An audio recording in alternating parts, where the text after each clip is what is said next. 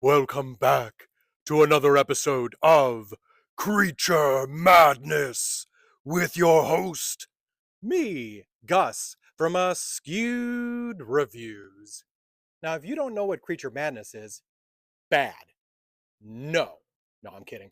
Seriously, though, if you're not aware of what it is, this was actually a creation by my friend Matthew over at Horror Madness.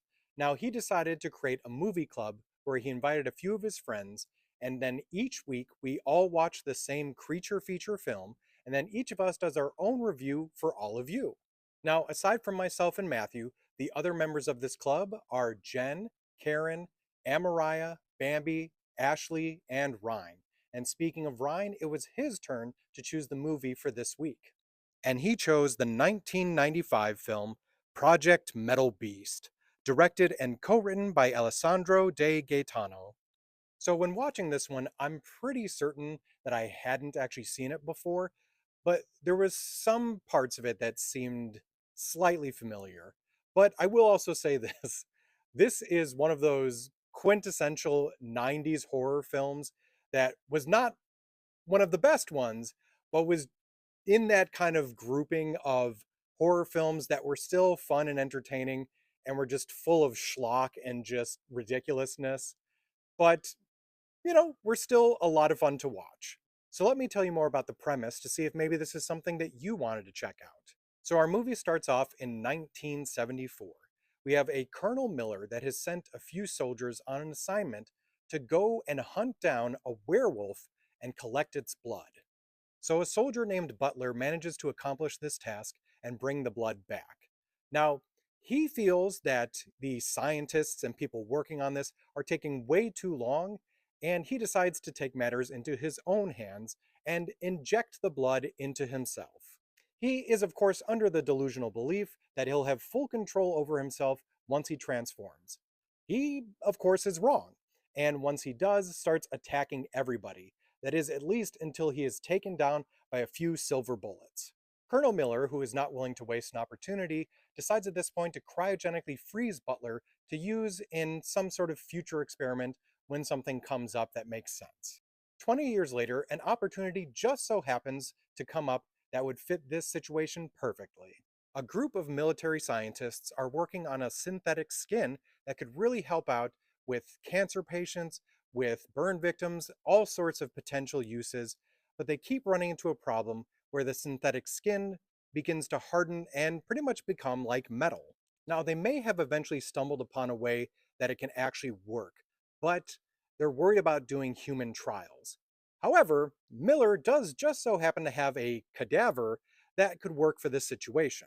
So Dr. DiCarlo and the rest of her team starts grafting this new synthetic skin onto the body of Butler.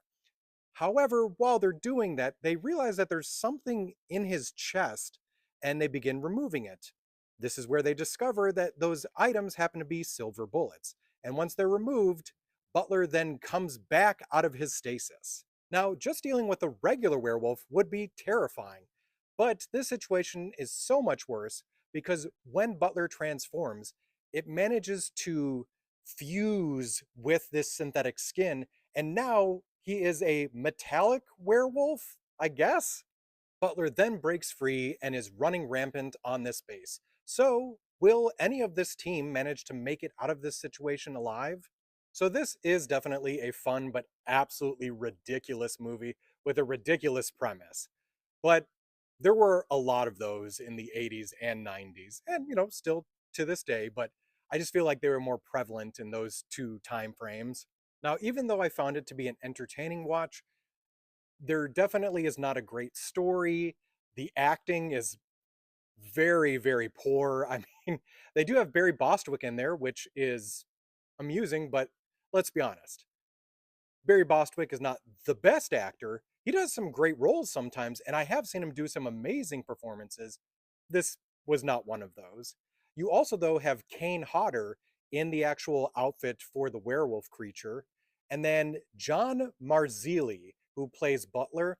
I was trying to figure out where do I recognize him from because he just seemed so familiar. And then I looked him up. I don't know if anyone else watched this, but the Secret World of Alex Mack, he was one of the bad guys on that show. And as soon as I read that in his credits, I was like, oh my God, I had forgotten completely about this actor. So, at least for me on my scale, I'm going to give Project Metal Beast a 2 out of 5.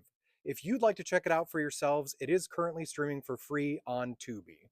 Now, as a spoiler warning, this is the part of Creature Madness where I go a little bit more in depth into the creature that appears in the film. Mind you, I will say there's not a lot more that I'm going to say about this thing because it's kind of pretty much there in the description. But just in case you don't want to see what it fully looks like, go and watch the movie and come back to this, or stick around for some spoilers.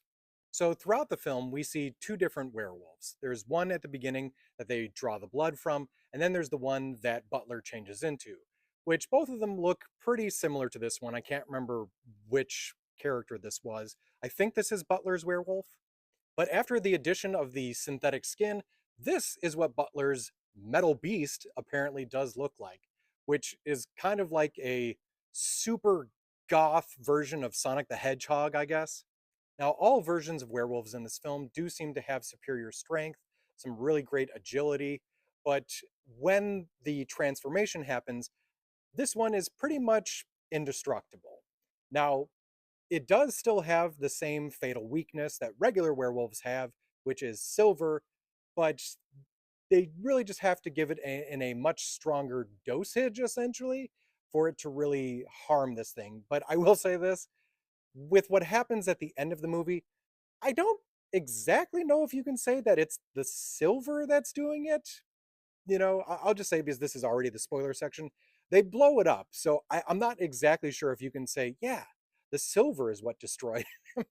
I will also say I'm also pretty certain with what happens at the end of the film that it might have some ability to reconstitute itself, or perhaps even fully regrow itself from just a section of it. But there wasn't a sequel, so we don't really know. I hope you enjoyed my review on Project Metal Beast. And if you'd like to see what everyone else did for theirs, just look up the hashtag Creature Madness.